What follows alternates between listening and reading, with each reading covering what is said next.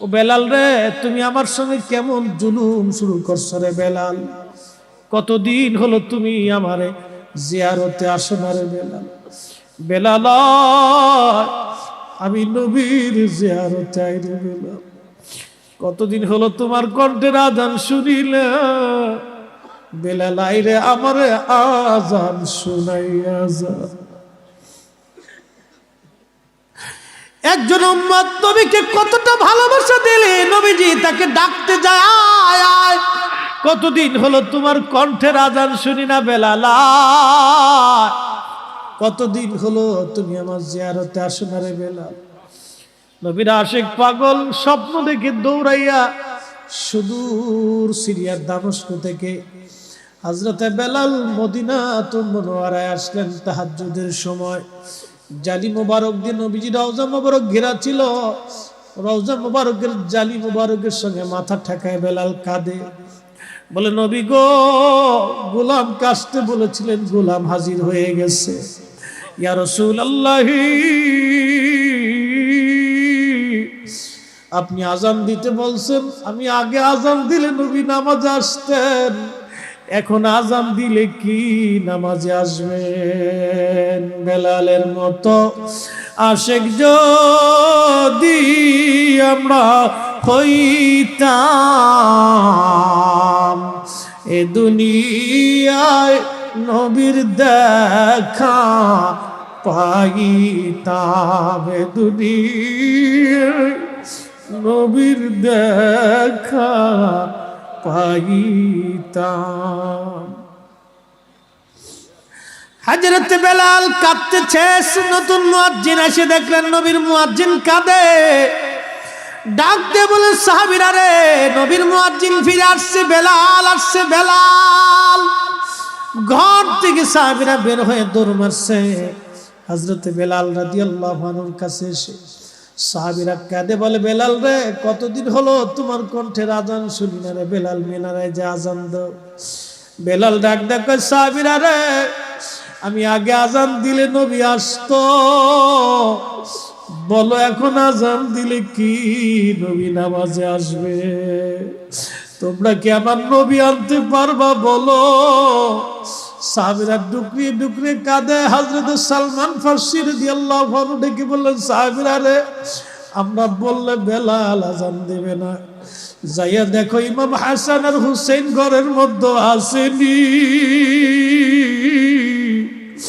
ইমাম হাসান হুসাইন যদি আজান দিতে বলে রে, বেলাল আজান দিবে। আজকে ইমাম হাসান হুসাইন ছাড়া বেলাল রে আর কেউ আজান দেওয়াইতে পারবে না। মসজিদে নববীর 7 নম্বর গেট বাবুস সালাম বরাবর হযরত ফাতেমা রাদিয়াল্লাহু আনহার বাড়ি ছিল। সাহাবীরা দৌড়াই গেলেন। ইমাম হাসান হুসাইনকে দেখতে নবীজির মতো দেখা যাইতো, সুন্দর চেহারা, নবীজির চেহারা মোবারক তারা পেয়েছিলেন। হযরত ইমাম হাসান হুসাইন দুই ভাইকে নিয়ে আসা হলো, তখন ওরা ছোট।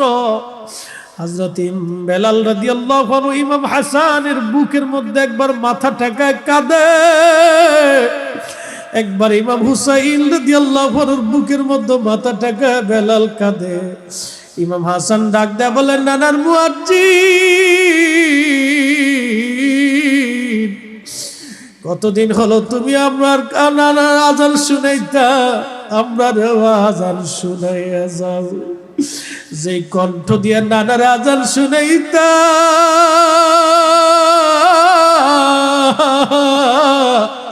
সেই কণ্ঠ দিয়ে আমরা আজান শুনাইয়া যাও। সাহাবীরা কাঁদতেছে, সারা মদিনায় কান্নার রোল পড়ে গেছে। হযরত বেলাল আযান শুরু করলেন, আল্লাহু আকবার, আল্লাহু আকবার। সারা মদিনায় তাহাজ্জুদের সময় আযান ছড়িয়ে পড়ল। রন্দে রন্দে আযানের আওয়াজ শুনে সাহাবীরা ঘর থেকে বের হয়ে দৌড় মারছে। বেলাল আসছে, বেলাল, বেলাল আসছে, বেলাল, বেলাল, বেলাল আসছে।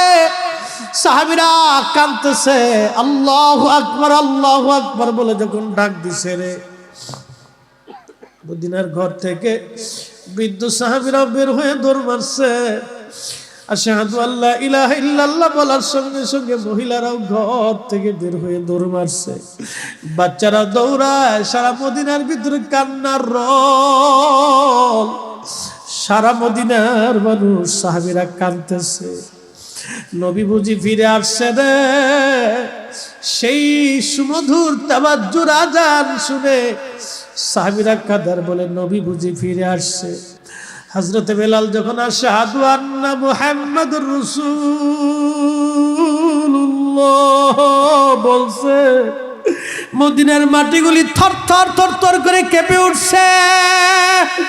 নবীর মুয়াজ্জিন অজ্ঞান হয়ে জমিনের মধ্যে পড়ে গেলেন। সাহাবীরা কাঁদতেছে, সারা মদিনার মানুষ কাঁদে।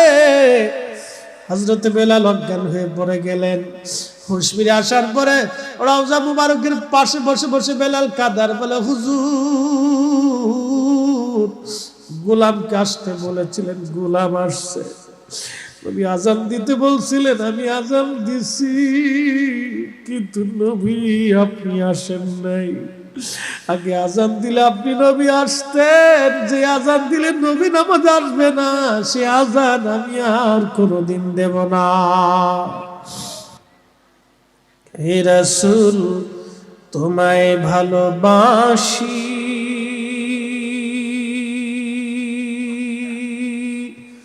অন্তরে শুধু মুখে নয়, জান্নাতের আশা নয় হে রাসূল, জাহান্নাম কেউ ডরি না। তোমায় পাওয়ার আশায় মন ছুটে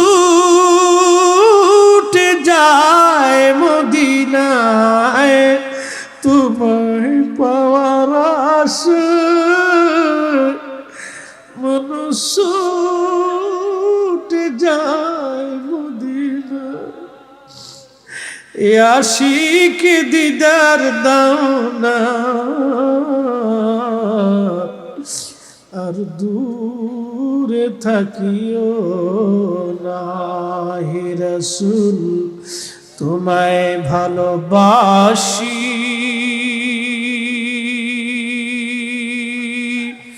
অন্তরে শুধু মুখে নয়, জান্নাতের আশা নয় হে রাসূল, জাহান্নাম কেউ ডরি না। মদিনাতে যাওয়ার পরে দেখবেন দুই প্রকারের হাজী পাওয়া যায়। রওজা শরীফের পাশ দিয়ে অনেক হাজী হেঁটে চলে যায়, শুধু সালামটা দিয়ে চলে যায়, হৃদয়ের মধ্যে কোনো অনুভূতি নাই। আবার কিছু হাজী দাঁড়ায় দেখবেন রওজা শরীফ দেখার সঙ্গে সঙ্গে কেঁদে কেঁদে অস্থির হয়ে যায়। রওজা মুবারকের পাশে দাঁড়ায় দাঁড়ায় কাঁদে। আমি নিজে দেখছি হাজিরা কাঁদে কাঁদে।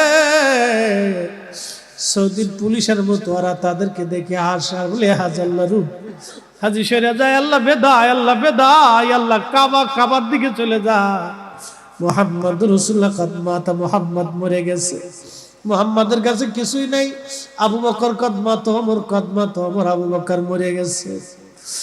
এ বন্ধু, এইরকম হাজীদেরকে তাড়ায় দেওয়া হয়। বাবা মুসলমান, অনেক হাজীরা রওজা শরীফের দিকে ফিরে ফিরে কাঁদতে থাকে। কোন হাজী মদিনার থেকে ফিরে আসার সময় নিজেকে স্থির রাখতে পারে না, কেঁদে কেঁদে অস্থির হয়ে যায়। কবে আর মদিনায় আসবো, কবে আর নসিব হবে। জীবনে কত মুসলমান আছে মদিনায় যাইতে পারে না, মনের আর ব্যথা মনে নিয়ে কাঁদতে থাকে। কত আশিক রাসূল আছে বাংলাদেশ থেকে বসে বসে কাঁদে গরিবত্বের কারণে, মদিনায় যাওয়ার আর কোনোদিন নসিব হয় না। কোন হাজী জীবনে একবার মদিনায় যায়, ওই একবারই নবীকে খুশি করে আসে। নবী রাজি করার জন্য অন্তর হলো আসল বিষয়। আমি কি করে আপনাকে বোঝাবো?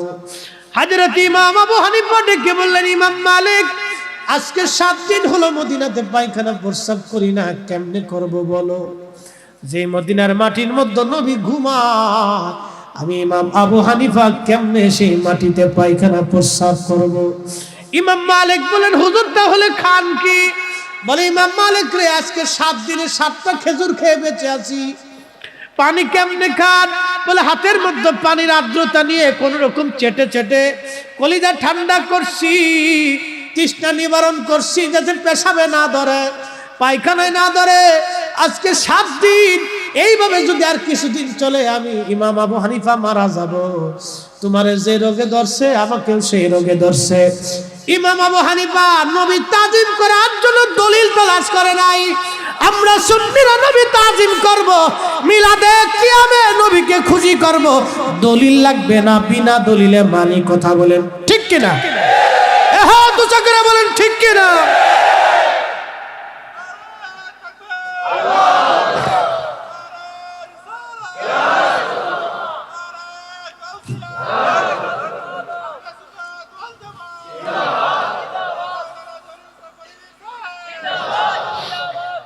কষ্ট। পৃথিবীতে বহু ইমাম নবীকে তাজিম করছে, দলিল লাগে না। নবী তাজিমের জন্য দলিল লাগে না, নবী নিজেই তো দলিল। আমি আপনাকে কিভাবে বুঝাইলে যে আপনি বুঝবেন আমি জানি না। একজন আশেক সাহাবী নবীকে কতটা প্রেম দিলে নবীজি তাকে স্বপ্নে ডাকতে যায়, তুমি আসো। আমি ভালোবাসাটা আপনাকে কি করে বুঝাবো বলেন তো? নবীজি ডাকতে গেছে, আসো। তুমি আমার সাথে জুলুম করতেছো কেন? তোমার কি মন চাই না আমার জিয়ারতে আসতে? জিয়ারত মানে সাক্ষাৎ। তুমি কেন আমার সাক্ষাতে আসতেছো না বেলাল? তুমি আমার সাথে জুলুম করতেছো কেন? তুমি আমার সাথে অত্যাচার করতেছো কেন? নবী আশিক, আহা, দেওয়ানা হয়ে গেছে একজন সাহাবীকে কাছে পাওয়ার জন্য। আসো আমার কাছে। সহি বুখারীতে আসছে, কিতাবুর রুজ্জাতে, মান রানি ফিল মানামি ফাকাদ রাআল, যে নবীকে স্বপ্ন দেখছে সে বাস্তবেই নবীকে দেখছে। নবী আসছে, ছবি আসে নাই। নবী নিজে আসছে, ছবি আসে নাই। নবী নিজেই আসেন। লক্ষ উম্মতের ঘরে নবী এসেছেন। 1450 বছর ধরে নবী আসতেছে, নবী আগামীতেও আসবে। কিয়ামত পর্যন্ত উম্মতের কাছে নবী আসে। তাহলে নবী না থাকলে নবী কেমনে আসে? নবীর জায়গায় নবী আসে, আমাদের চোখের জায়গায় চোখ নাই। কথা বলেন ঠিক কিনা? আমরা সুন্নিরা বারবার সুন্নি করি, নবী নবী করি, নবী নবী করি। কারণ কি জানেন? আল্লাহ ভালোবাসাটাকে 100 ভাগে ভাগ করছে। একটা ভাগ ভালোবাসাকে আল্লাহ তামাম সৃষ্টির মধ্যে বন্টন করে দিছে। তার ভিতরে একটা অংশ মায়ের কলিজার ভিতরে গেছে। একটা বাচ্চা যখন কোলের মধ্যে থাকে, আপনাকে আপনার মা ছোট্টকালে কোলে নিয়ে বাসের মধ্যে উঠছে, আপনি মায়ের কোলের মধ্যে বাসের মধ্যেই বাথরুম করে দিছেন। সবার নাকের মধ্যে কাপড় চলে গেল, একজনের নাকে কাপড় যায় না। তিনি কে বলেন তো? বুঝে গেছে। সবার নাকে কাপড় গেল, মা নামক এই শব্দ এই ব্যক্তিটার নাকে শুধু কাপড় গেল না, আপনার বাথরুম মা নিজে হাতে পরিষ্কার করে ফেলে দিলেন। ভালোবাসা। মা ওই সময় লাথি মেরে জানালা দিয়ে আপনাকে ফেলে দিতে পারত, কিন্তু মা ফালাই নাই। সবার মুখের ভিতরে কাপড় গেল, মায়ের মুখে কাপড় গেল না। সে আপনার গন্ধ নিল, আপনাকে পরিষ্কার করলো। এরপরে পরিষ্কার করার পরে মা আপনাকে একটা চুমাও খাইলো। সবাই মুখে কাপড় দিছে, কিন্তু আমি আমার খোকা, আমার সন্তান। কিন্তু বড় আফসোস, সন্তান বড় হয়ে যাওয়ার পরে মায়ের এই ভালোবাসাটা ভুলে যায়। এই জন্য এটা অকৃতজ্ঞ। আল্লাহ বলেছেন, লাইন শাকারতুম লাযিদান্নাকুম, বান্দা আমার প্রত্যেকটা বিষয়কে তুমি শুকর করবে, আমার কৃতজ্ঞ হবে। তোমার মা বাবার কৃতজ্ঞ, আনিশকুরলি, তুমি আমার শুকর করবে। আনিশকুরলি, আমার শুকর করবে। ওয়ালি ওয়ালি দাইক, তুমি তোমার মা এবং তোমার বাবার শুকর করবে, কৃতজ্ঞতা করবে। কয়টা সন্তান করে বলেন তো? অনেকে এসে বলে, হুজুর আমি আমার মাকে খাওয়াই, মাকে চিকিৎসা করে, মা আমার ঘরেই থাকে। ভাবছেন হক আদায় হয়ে গেছে নাকি? যেই মা ছোট্ট কালে আপনাকে লালন পালন করেছিল, আল্লাহ বলছেন ওইভাবে দোয়া করো, রাব্বির হামহুমা কামা রব্বায়ানি সগীরা। ছোটকালে আমার মা যেমন রব ছিল, আল্লাহ কবরে মাকে ওই মাকে তুমি সেইভাবেই লালন পালন করো। আমার মা আমাকে যেভাবে লালন পালন করছে, আল্লাহ আমার মাকে তুমি জান্নাতে ওইভাবে লালন পালন করো। মা কেমনে লালন করছে একটু বুঝেই তো দিলাম, যে সবার মুখে কাপড় গেছে, মায়ের মুখে কাপড় যায় নাই। সবাই থুতু ফেলেছে, মা নামক শব্দটা ব্যক্তিটা থুতু ফেলায় নাই, আপনাকে বুকে জড়িয়ে ধরে আবার চুমাও খাইছে। আপনি ভাবছেন দুই বেলা দুমুঠো খাবার দিলে হক হয়ে গেল? হ্যাঁ, নেভার, কখনোই না। আপনাকে যেভাবে লালন করেছে মা বাবাকে, আপনাকে সেভাবে লালন করতে হবে। যদি করতে পারেন তাহলে কিছুটা হলেও হক আদায় হবে। মায়ের 2 বছর দুধ পান করেছেন, 40 ফোঁটা রক্ত থেকে 1 ফোঁটা দুধ হয়। কত মন দুধ খেয়েছেন, কয় ফোঁটা দুধের হিসাব আপনি কষে দিবেন বলেন তো? অকৃতজ্ঞ, অকৃতজ্ঞ, অকৃতজ্ঞ যেই সন্তান দোয়া করে না, দোয়া মানে না। নবী বললেন, সাহাবী বললেন, হুজুর মা তো মরে গেছে, বাবা মরে গেছে, কি করে হক আদায় করব? নবী বললেন, ওই মার কবরে বাবার জন্য, মায়ের জন্য বেশি বেশি করে দোয়া করবে। যেই সন্তান মা বাবার জন্য বেশি বেশি করে দোয়া করে, কিয়ামতের ময়দানে সেই সন্তানের জন্য আল্লাহ পাক মায়ের সেবাকারী, খেদমতকারী, হক আদায়কারী সন্তান হিসেবে তার আমলনামায় আল্লাহ লিখে দেবে। একসাথে বলা যাবে না সুবহানাল্লাহ? আমার দেশের ছেলে এখন তো দুয়াই মানে না। এই কথা বলেন না কেন? ছেলে দুয়াই মানে না।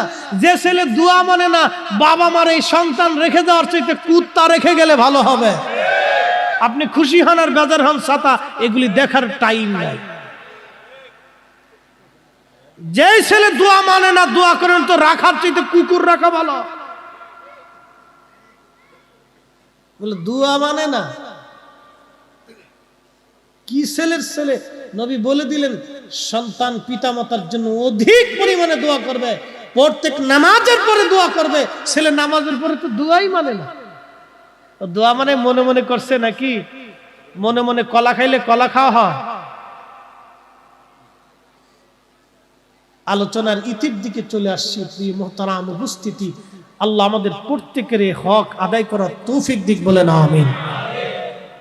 পিতামাতার হক আদায় করবে, এগুলি দামি ইবাদত। হ্যাঁ, এই জন্য আপনাদেরকে বুঝাই দিয়ে দিই, এগুলো অনেক দামি সাবজেক্ট। মুহতারাম উপস্থিতি, আহলে সুন্নাত ওয়াল জামাত, আমি কি করে আপনাকে বুঝাবো বলেন তো? আল্লাহ রাসূলের মহব্বত হলো এটা অন্তরের সাবজেক্ট, তাজিমটা অন্তরে। কোটি মানুষ বসে থাকলেও নবীর সামনে আপনি দাঁড়িয়ে যান, ঠিক কিনা বলেন? কোটি মানুষ দোয়া না করলেও আপনি রব্বে কারীমের দরবারে ভিখারি বেশে হাত তুলে দেবেন, কারণ আপনি ভিখারি, আমি ভিখারি, আল্লাহর দাস, আল্লাহর গোলাম। গোলাম মনিবের কাছে হাত তুলবে না তো কে তুলবে? বেটা কানার বাচ্চা মুসলমানদেরকে দোয়া থেকে, গোলামি থেকে সরাচ্ছে। আচ্ছা বলেন তো, আতরের দাম বেশি না স্বর্ণের দাম বেশি? সারা মাথার থেকে পা পর্যন্ত স্বর্ণ দিয়ে রাখলে ঘ্রাণ আসবে? কিন্তু আতরের দোকানের কাছে যাইয়া, আমাদের দেশে তো অনেকে আবার দোকানদারের কাছে আতর দেখেন তো একটু লাগাই দিছে না, ওটা দেখান তো একটু লাগাই দিছে না, ওটা দেখান তো একটু লাগাই দিছে না, পছন্দ হলো না, আসসালামু আলাইকুম, যাই গে। আতর কিন্তু লাগানো হয়ে গেছে। তাহলে আতরের কাছে গেলে, দোকানদারের কাছে গেলে 3টে লাভ। একটা, আতরের ঘিরান শুকা যায়। 2 নম্বর, আতর কিনে আনা যায়। আর না কিনতে পারলে একটু লাগাই আসা যায়। ওলি আল্লাহর কাছে গেলে 3টে লাভ, হয় ওলি আল্লাহর সোহবতে বসা যায়, আর না হয় ওলি আল্লাহকে দেখা যায়, না ওলি আল্লাহর কাছ থেকে জান্নাত কিনে আনা যায়। বলে হুজুর ওলি আল্লাহ কি জান্নাত বেচে? হ্যাঁ, ওলি আল্লাহরা জান্নাত বেচে, ওই বেচার সামগ্রী আপনাকে দিয়ে দেয়, আপনাকে কিনে নিতে হবে। ওলি আল্লাহর কাছে গেলে কেউ ফেরত আসে না, কিছু নিয়েই আসে। এই জন্য আমরা আর সুন্নি যারা আছি তারা ওলি আল্লাহদের কাছে আমরা বেশি বেশি যাই। লোকে বলে শাহজালালের মাজারে যাও কেন, ওখানে আছে কি? আচ্ছা বলেন, যেখানে শাহজালাল ঘুমায় ওখানে নাই কি? আসতে বলেন কেন, জোরে বলেন। লোকে বলে শাহজালালের মাজারে দাও, আছে কি? যেখানে শাহজালাল ঘুমায় সেখানে নাই কি? যেখানে বদর শাহলিয়া ঘুমায় সেখানে নাচে কির বেটা। আল্লাহর ওলি যেখানে ঘুমায় সেখানে সব আছে, যেখানে ওলি আছে সেখানে আল্লাহ আছে, যেখানে আল্লাহ আছে সেখানে নাই কি বলতো? তোমাকে বুঝাবো কেমনে? তুমি তো নিজেও বুঝো না, তো বুঝো না তো বুঝাবো কেমন? বুঝো না তো বুঝাবো কেমন? হ্যাঁ প্রিয় মোহতারাম উপস্থিতি, আল্লাহ আমাদের প্রত্যেকের আল্লাহর ওলিদের পথে আকাইদে আহলে সুন্নাত ওয়াল জামাতের পথে কবুল করুন। আওয়াজ তুলে বলেন আমিন। এসেছেন যত নবী সকলের ইমাম, সালাম ও নবী তোমায় হাজারো সালাম।